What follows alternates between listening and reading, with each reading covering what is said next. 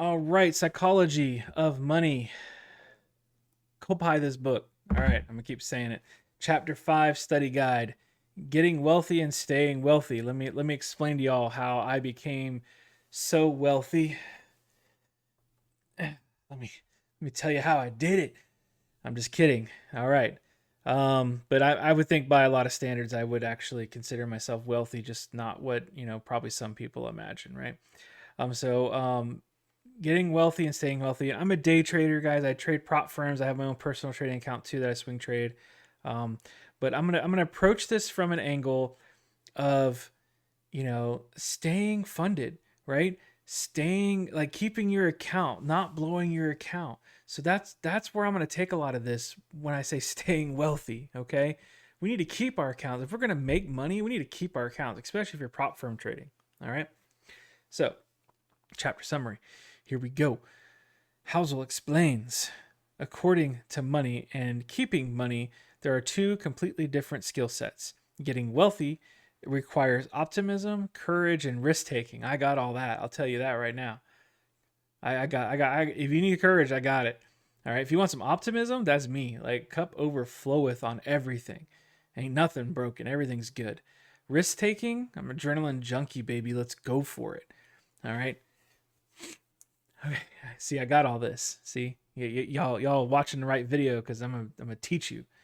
All right. And then staying wealthy requires humility, paranoia, and consistent risk management. Okay. Um, probably go ahead and click off the video because some of these I definitely struggle with. I don't know why. I have a huge ego when it comes to trading, and it has killed me many times.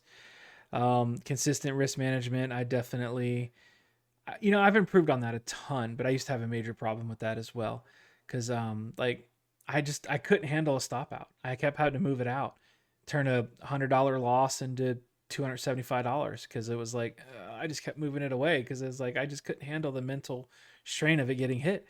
Now I don't care. Hit it. Actually, I move it up. I'll 1 to 1.5 R. I'll move my stop loss to like half. So instead of risking 100, I risk 50. Simple, easy.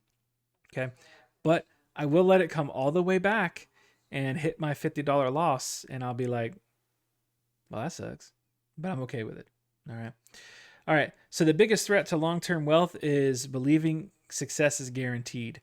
Um, and I think that's why a lot of us strive to hunt the golden strategy. Because if we can find that golden egg pooping goose, we're going to be like, yeah, I closed 92.97% of my trades in the green, and they're all 1 to 5 risk to reward ratio. So I risk 100, make 500, and yeah, I just bankroll. I just print money, just boop boop boop boop, print print print.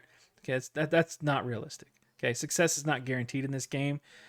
Actually, the odds are stacked very much against you, but it can be done, and I'm proof of that. And if I can do it, I'm telling you, you guys don't understand my struggle. If I can do it, you can too. Promise you that. Okay, key themes, different skills. Offense versus defense. Getting wealthy takes smart risks, betting on yourself, and believing in opportunity. I agree with that. I really do. Staying wealthy, avoid ruin, controlling risk, and protecting gains. So important. It truly is. Avoiding ruin, avoiding revenge trading, avoiding like YOLOing. Like, dude, I should almost name the community like YOLO community, like YOLO traders. Because I mean that's just who I was. I was a YOLO trader. And I was a revenge ninja. And I've said this in other videos. But man, all that stuff really does lead to ruin. Okay. So the 3 rules of staying wealthy: survive, be paranoid enough to be prepared for the unexpected, and avoid unnecessary risk. So I want to talk about the be paranoid enough to be prepared for the unexpected. So I have a strategy, okay, and it is solid. It is extremely mechanical. I do have some tiny discretionary advanced things that I do with it, but it's very, very easily, and even the mechanical part of it is profitable. Okay, and so that strategy right there, um, you need to be. I'm trying to think of how to put this right. Like, so when I plan for this strategy, I take my win rate, which is like 30 something percent, right? Which I know people are like, oh, that's terrible. No, I'm telling you, it's profitable. But anyway, let's move on. So 30 something percent in the green. And I guess 30 something percent in the green hitting full take profit, not just partials. I don't count partials. Okay. So that kind of like skews the numbers a little bit for you, but okay. So being paranoid enough to expect the unexpected. So when I'm at a 30% win rate and I know by, my math that I could have a 12 to 15 loss streak, which would be insane. It doesn't happen often, but when it does, I don't die. My account doesn't die. I got a $2,000 drawdown is usually what I do because I trade Top Step a lot and I trade Apex. Apex is 2,500. And so I'll just risk $100, $125, somewhere in there. And that's it. And if I actually hit a 12 to 15 streak drawdown, I'm okay.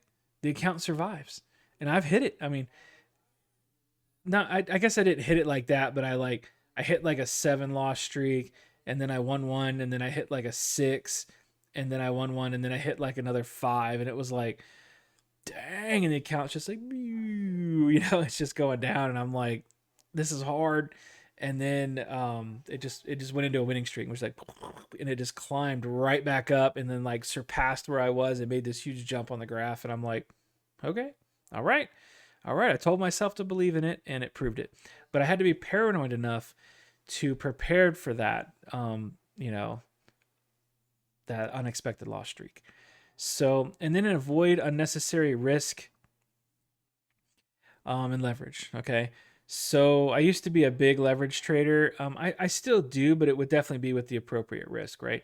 Like when I go into a, $800 trade, swing trade, and I'm at 15x, like it's not a full, like crazy position, but if that sucker moves, I mean, you usually end up making some pretty good money, right? But the risk and everything it's not unnecessary, right? It's a very small percentage of that account. And so that's really what you got to do is avoid like, oh, they allow you to trade. I can trade 5 cons. Let's go. I'm trading me some 5 cons. Dude, like half the time when I'm trading Apex and I'm trading micros, I trade 1 or 2 micros, which some people are like, ew. And I'm like, what? I was like, it works. It makes a payout. Like it doesn't need to I don't need to YOLO, $1,000 risk to, make, $3,000 profit for the day. Like, whatever. You need to avoid the unnecessary risk. And I know a lot of people disagree with some of this, but I've watched it ruin people, man. I watched people get funded, blow it, funded, blow it, fund it, blow it, fund it, blow it, and I've done that myself. And it's because it's unnecessary risk. Okay. And when you start doing that, boy, the emotions it drums up is crazy. But when you're trading your strategy just like normal, like you do every day, and you're bored and you're like trying to play Vayne, like fight some zombies because, you're bored, or you're paying attention, to me, my job, my work, and, maybe doing something for my other business, to get stuff moving. Like, I do things to keep myself busy, because I'm allowing the strategy to play out. Okay, so even the best investors know they can lose everything, which keeps them cautious. You must stay humble, even in winning streaks. So a lot of times when I make, like good profit, and I try to do life changing things. Like I have a friend, like he made some life changing money, so he paid off his house, right, and made a little more life changing money, so he paid off the next house, right? Because he's in real estate. It's like, that's life changing. You know what I mean? Like that's something that's like, even if you lost everything at that point, you still have those houses now, right? You still have something to fall on.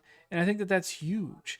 And I think that that's how I even said it in the last video, actually, was the boom and bust cycle of my trading was, I would hide profits from myself.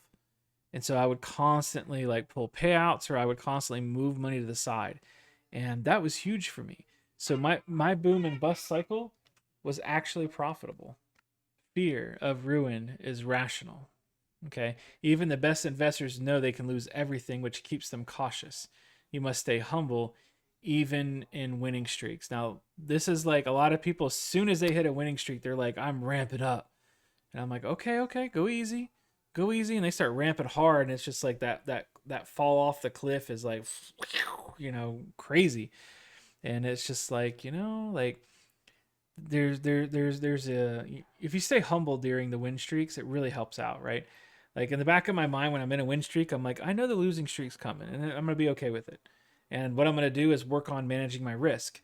Maybe cut my stop losses in half, and do little things like that that will help mitigate the risk on that losing streak, and that has been huge. Mathematically, that makes more of a difference than trying to get more out of every single trade and squeeze every little dime out of every single trade. Okay. All right. So you must stay humble even in winning streaks. Long term success comes from not dying. Okay. If your account dies, it ain't going to ever grow. All right. And if you're blowing accounts left and right, I'm almost positive you're not trading correctly. I know that sounds like, well, duh, but like I could give you a good strategy and you would still blow it. And the reason why I know this is because I was connected to traders, like I always say, and I was trading the same strategies as them, and I was getting obliterated, and they were making money, and it was because of risk management and proper, risk management, all that kind of stuff. So very very important to follow these things. Okay. Um, stay alive. Staying alive.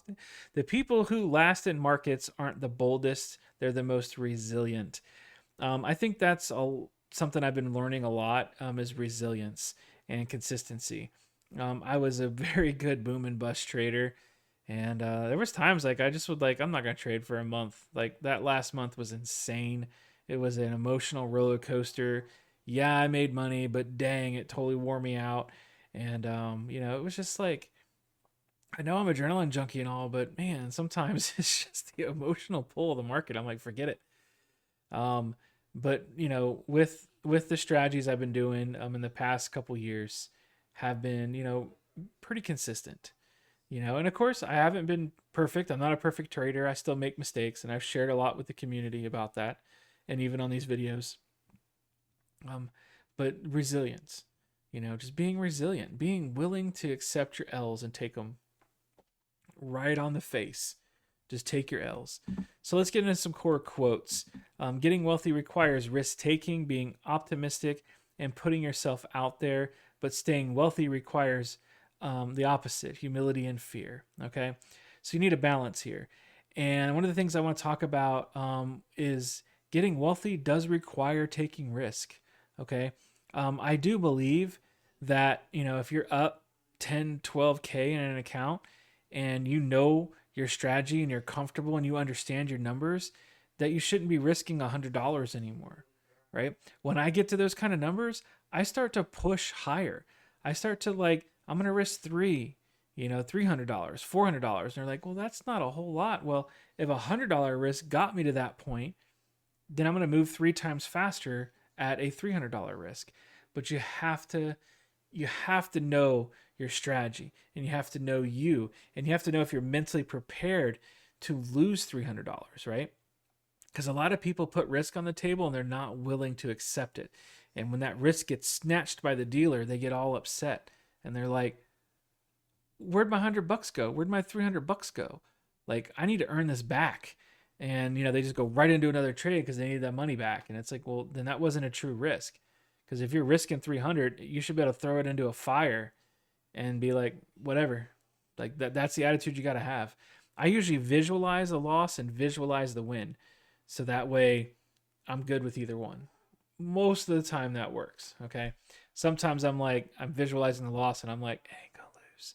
And I'm like, bro, you got like a, 30-40% win rate. You're going to lose more than you win, but you're going to make money. So accept the losses. Okay.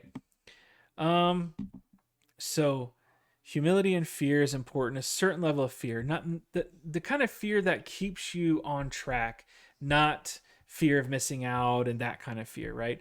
And not fear from like not being able to enter a trade. You got to be fearless when entering a trade for sure. Like these days, like it's like, oh, my model, click. Like there's no emotion. Actually, the only time I get emotion is if I look over and I'm like a candle or two behind. I'm like, whoa, what happened? What happened? Which I do have some automation going, so that doesn't happen very often, but once in a while it does, and I'm like, what's going on? So you got to pay attention to that stuff. So um, have the right kind of fear, and the right kind of fear is I just lost a trade, and I'm afraid I'm gonna FOMO, or I'm afraid not FOMO. I'm afraid I'm gonna revenge trade. Okay, that's a good healthy fear. Be like, yeah, fear that because that revenge trading can take you down a cycle and blow this account, and you're done. Well, maybe not done, but like you just gave back all the wins you've had over the past week or 2 weeks or whatever, right? That's the kind of fear I'm talking about. Um, but as far as execution, be fearless. Be fearless. And if you're not fearless, then you're probably not truly accepting the risk that's actually going on the table. Okay, risk less. Like I told you guys in the last video, when I first smoked the account, man, I was risking like $10 a trade. you know. Anyway, it's such a crazy story. I really need to sit down, like document that story and do like almost like a mini documentary on it because it's pretty wild. Okay, so more than wanting big returns, I don't think there's anything more I want. Big returns. Give me big returns. Okay, most people should want to be financially unbreakable. I actually like that. Yeah, that's exactly it right there, right? More than wanting big returns, most people should want to be financially unbreakable. I like that. That's where I want to be. That's the person I want. I want to own my Forerunner that's paid off and I have zero payments kind of thing. Like all the vehicles I own are paid off, right? And I only have one piece of debt, and that is a mortgage. And I've always attempted to pay extra on that to make it go away because I want freedom. Okay, that's the kind of wealth I want. I want freedom and health, of course. Health is wealth in all reality. Okay, so you have to survive volatility to enjoy returns. That is so true. That is so true.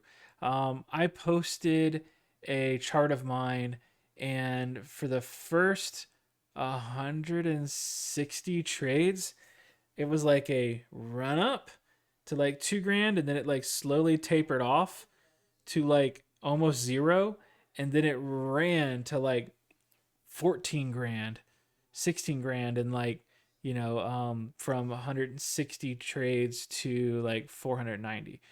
And there was one other like dip down where it kind of like like 100 trades, it just slowly dwindled, and then it just took off again. And the whole point of that was, which those were real trades, the whole point of that was, could you survive that? Could you spend a month or two, or I'm trying to remember, it was at least a couple of months, slowly watching your account shrink, but then just power through it and trade through it because you believe in what you're doing, and then just watch it take off and have like 2-3 months of just like almost vertical. I mean, not completely vertical, don't get me wrong, there's losses in there, but they're quickly gobbled up by the wins. So yeah, you got to learn to live through that stuff. um, I think a lot of people that if they took my strategy and that's when they started, they would have gone a couple weeks and been like, forget this. This is crazy. Actually, one of the guys who did some back testing with me, he started the back testing and he lost like 8 in a row, and he was like, "Bro, I almost stopped." He's like, "But you told me, so I kept going." And he goes, "You were right. The account, it just totally made it back. The wins came and it totally made it back, and then I was in profit before I knew it." I was like, "It's pretty wild." All right. So key takeaways: wealth comes from good decisions. Lasting wealth comes from avoiding catastrophic ones. All right. You want a catastrophic one? You can go and buy a Lambo. You finance it. You're paying all this stuff. You're paying an astronomical premium for the insurance. And I'm gonna go buy a Camry or a Forerunner. Most like a Forerunner. I live in the mountains, and it's paid off. Right? Like, which one is gonna lead you to ruin? All right. I have an account I have a $2,500 drawdown, so I risk 150 bucks a trade, and you're risking $600 a trade. Who's going to survive that account? Okay, so the lasting wealth comes from avoiding the catastrophic decisions, right? And the catastrophic decisions would be the revenge trading, the FOMO, the I can't handle losing, so I'm gonna YOLO and try to make it back. Those are the catastrophic decisions when it comes to prop firms and in trading your own account, right? Success can breed overconfidence, which leads to ruin. Yeah, been here. I've been on.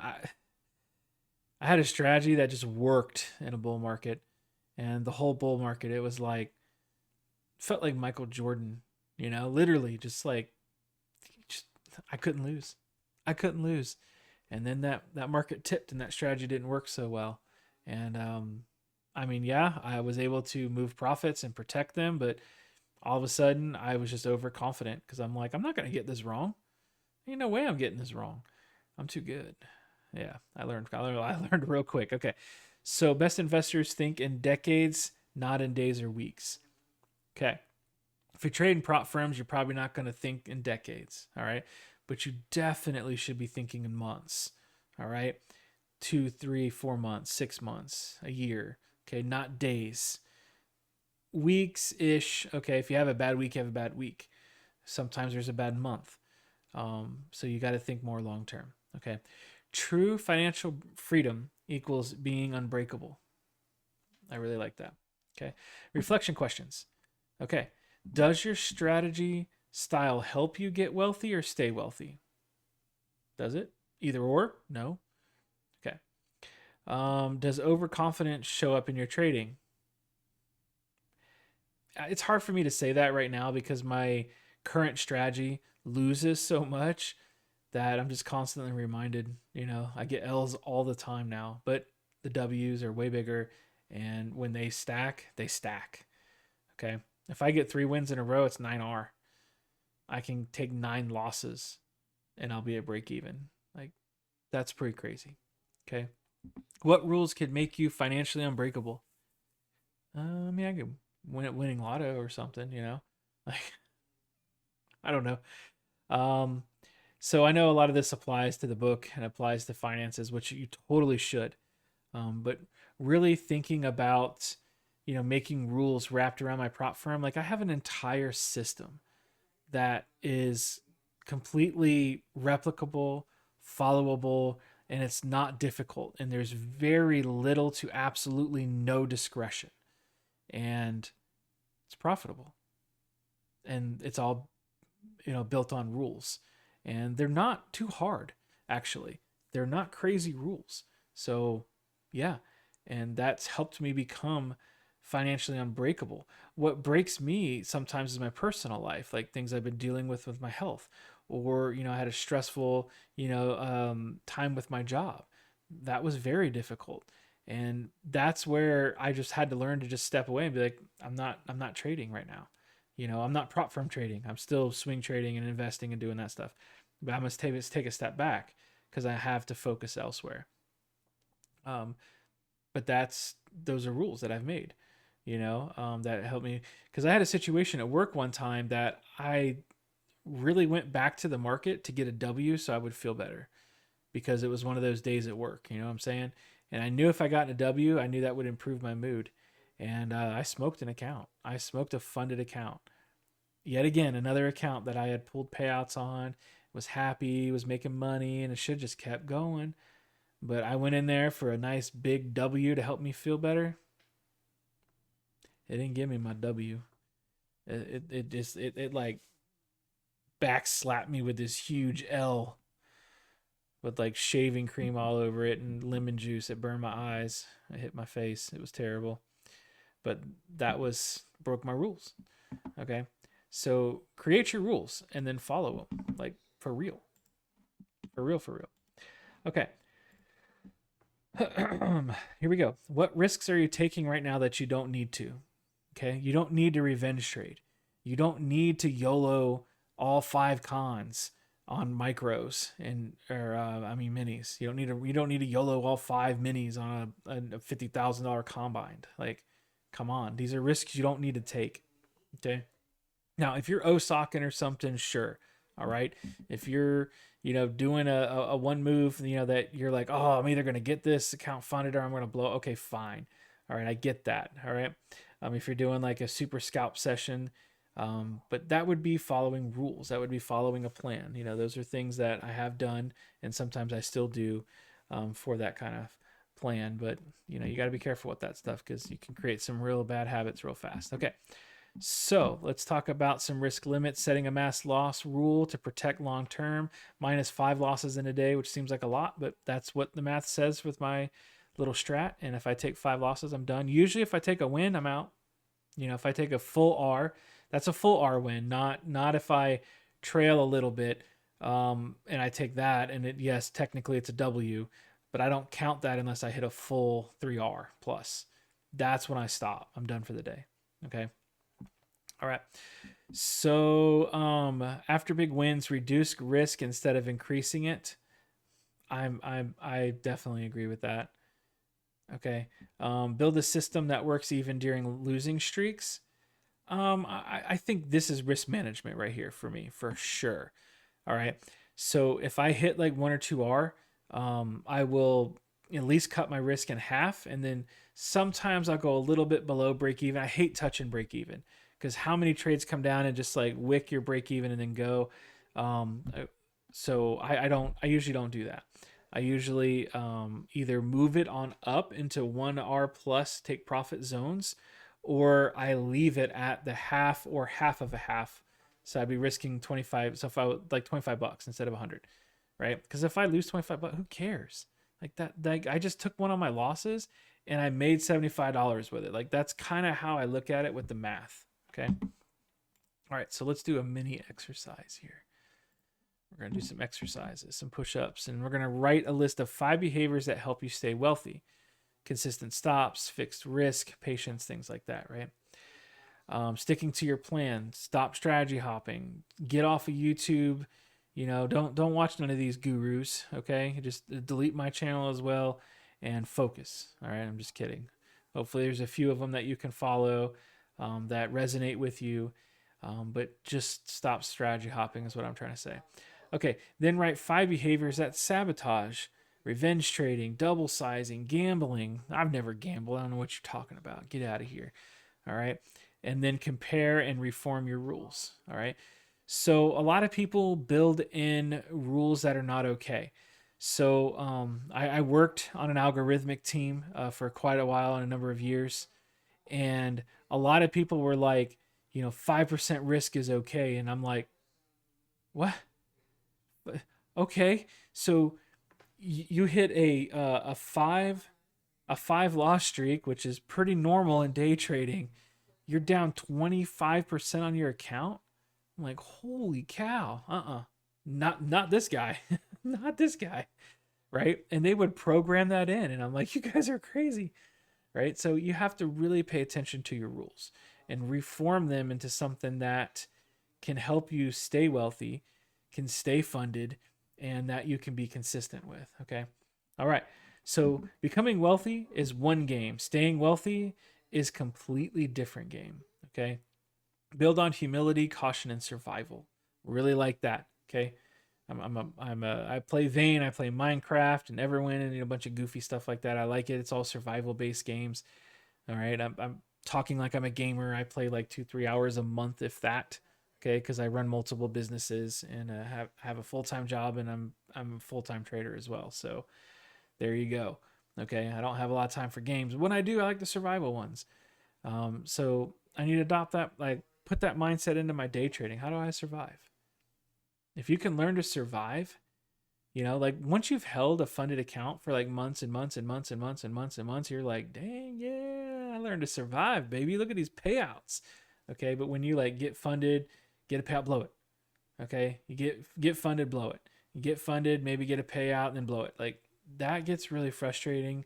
It's inconsistent, and then a lot of the money that you are making is actually going to become funded instead of becoming payoutable. where you can actually pull payouts. So it's very important to find a consistent path.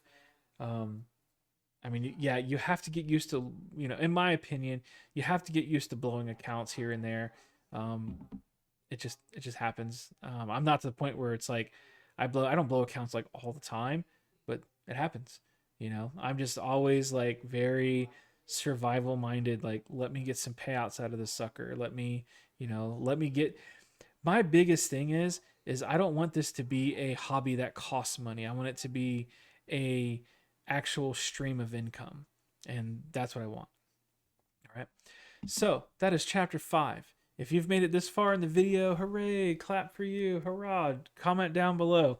Um, Seriously, just go buy a copy of this book. Morgan, you did a fantastic job writing this. Like I said, I'm going to have my daughter read it for her high school education, for financial education. She's doing Dave Ramsey. She's doing this. She's doing Psychology of Money. I might have her read Lords of Money too. That's a little deep, but um, different things like that. I'm very proud of her, but I want to teach her these things. And yeah, I really hope this video has been helpful. Come join the Discord. The Discord's free, and chit chat with us. And I wish you the best, and I'll see you in the next video.